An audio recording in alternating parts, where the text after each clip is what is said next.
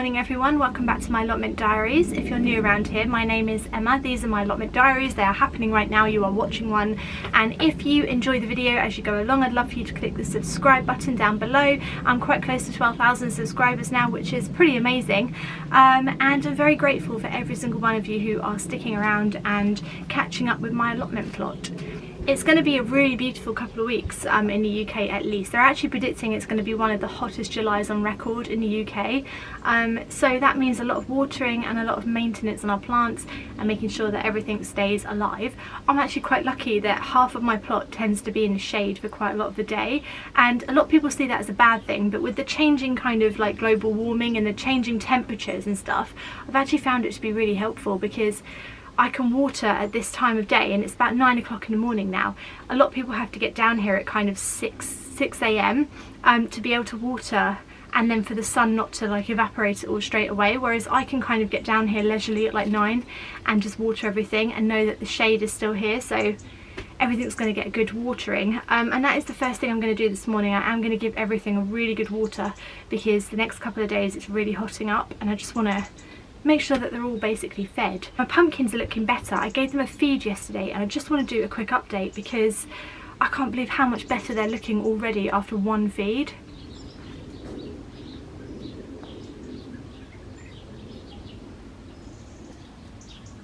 So yesterday when I showed you my pumpkins on this side, they were very yellowy and just looked not very healthy. I think green leaves is always a good sign that the plant is doing well. It's such a simple thing to say, but then when your leaves do go yellow, you do look at your plant and think, oh my god, what's wrong with it? Because greenery is obviously like photosynthesis and everything, and the plant's being fed okay and it's happy. And then when anything happens that stops that kind of greenery, you just immediately panic about your plants. But the greenery is coming back. I definitely see more green in this plant here in particular, and he's got his little new green leaves coming through in the middle. He looks better already. Even this one here, which still does look quite yellowy, but I can definitely see he is looking a little bit better. I don't know what all this blue stuff is. It looks like plastic. Might have had some wind last night and some plastic has blown everywhere, which is annoying. But yeah, he is looking better and he's still got the middle of him, so this one over here is still very, very, very small, but again, even he looks better because he's more upright now. Is that an insect or a... no, it's a stick. Okay, don't have stick insects in this country. Yeah, he looks better. I actually brought some nasturtiums from home a couple of weeks ago and planted them around my pumpkins because I can't remember what the reason is, but something about nasturtiums and slugs. Either slugs really love nasturtium plants and will leave your pumpkins alone, or they really hate them and it repels them. Either way, I needn't have bothered because they've self-seeded themselves from last year and there's just so many of them and they're all flowering and it's just beautiful. These are all self-seeded. I haven't planted any. I think the one I planted is this one over here. And then all of these ones have just self-seeded themselves, and you can eat these, you can eat the leaves and you can eat the flowers, and they're really nice. They kind of remind me of rocket, you know, that kind of really peppery taste, which I really love. They're really nice. I'll pick some of this today.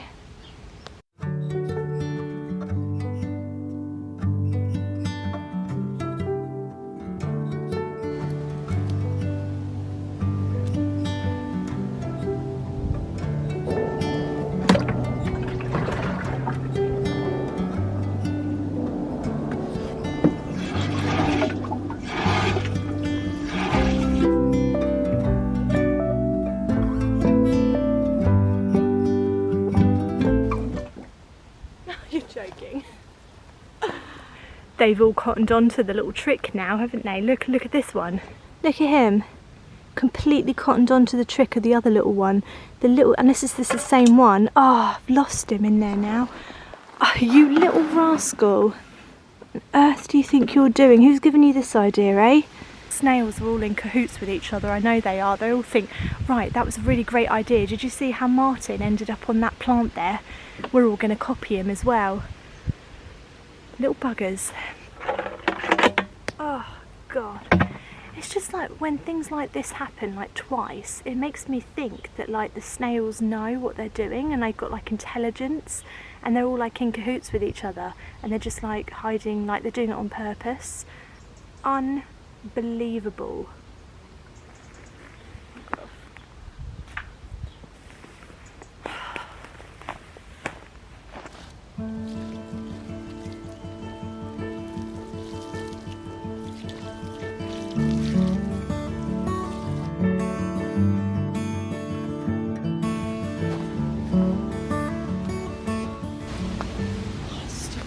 bloody door's open.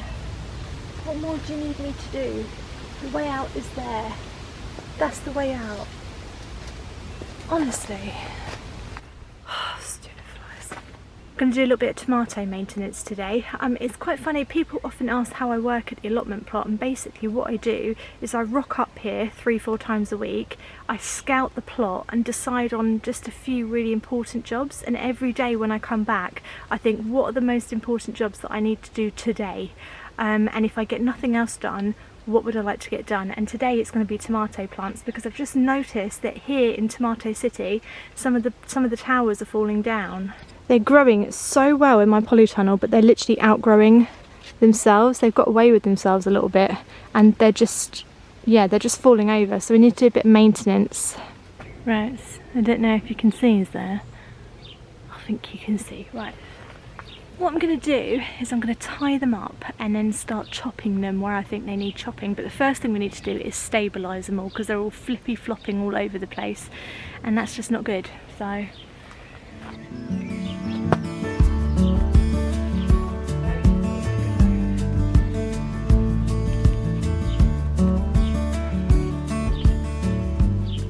they've just done extraordinarily well, and they've just done a lot better than I ever imagined tomatoes to do, because I've always grown tomatoes outside. This is my first polytunnel that's remained standing in the allotment plot.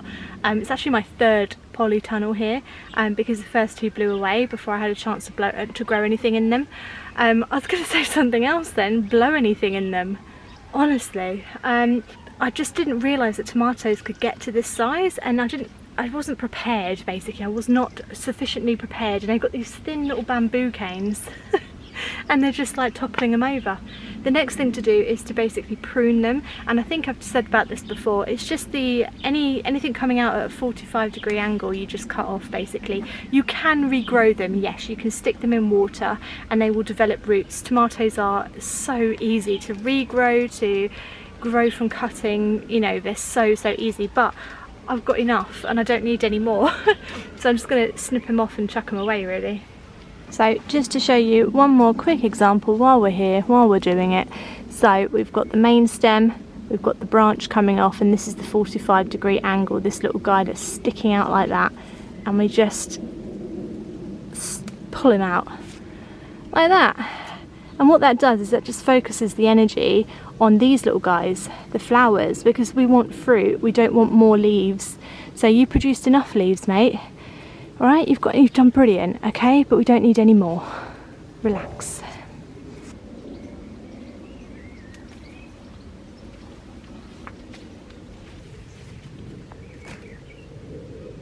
And then the other thing that I'm going to do is start to remove some of the leaves that are lower down or are covering fruit, because I've actually got tomatoes growing, guys, and these are my favourites. Look at these ones.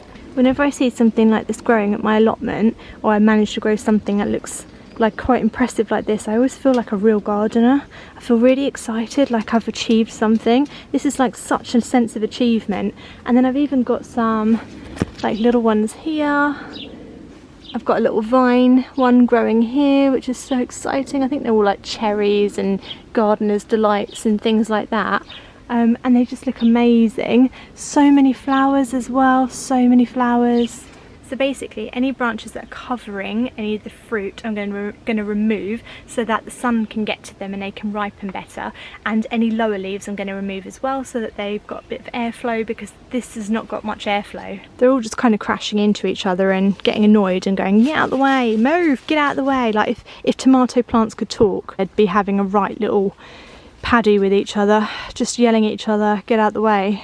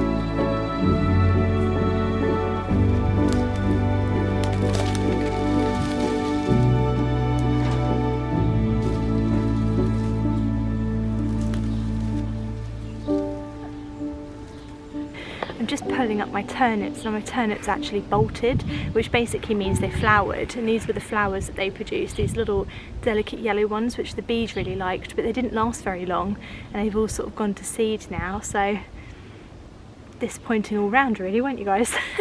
But yeah, so I didn't get any turnips, but I've just pulled some of them up and I just want to show you this, the world's smallest, crappiest turnip. It's so funny because this is exactly what the turnip looked like on the seed packet, except that it was a lot bigger, and it's just quite funny. I've got the exact colours and everything. So you could say that technically I have grown a turnip. I'm pretty sure it will taste awful because the plant bolted, and I think they taste funny when the plant bolts, but yeah, it's just quite a funny little turnip really. That's all I got this year out of that harvest. I have sown some more down there, so fingers crossed I get some bigger ones that I can actually use, but yeah, a bit disappointing the turnips this year. They did not work at all.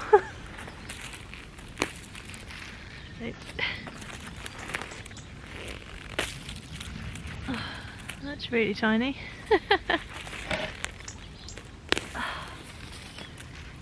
There's another one.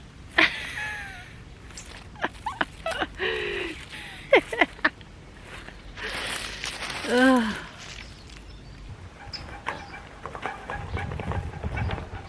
Right, broad beans are going now because I think I've had enough. Firstly, I've had enough broad beans. I've run out of recipes. I have got recipes coming up on Thursday if you've got a glut. I'm going to harvest as many as I can, and I'm going to rip the plants up because they just are looking a complete mess, and I think they're just finished. So no idea what's going to go here next, but there we go. We're just going to get rid of them.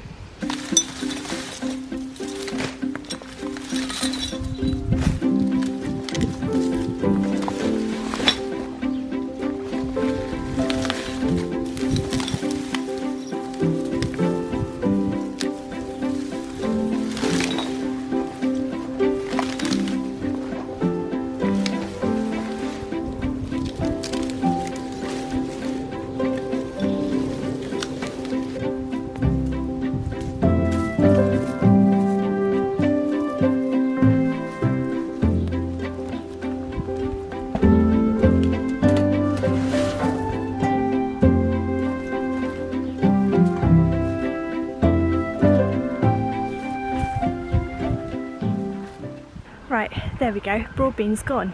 It looks so different now, so different. It's so funny how architectural like plants can be. It's like I've removed a piece of furniture or something. It's so funny, and you can just see straight through now, so hopefully I'll find something else to go there. Look guys, here's a caterpillar.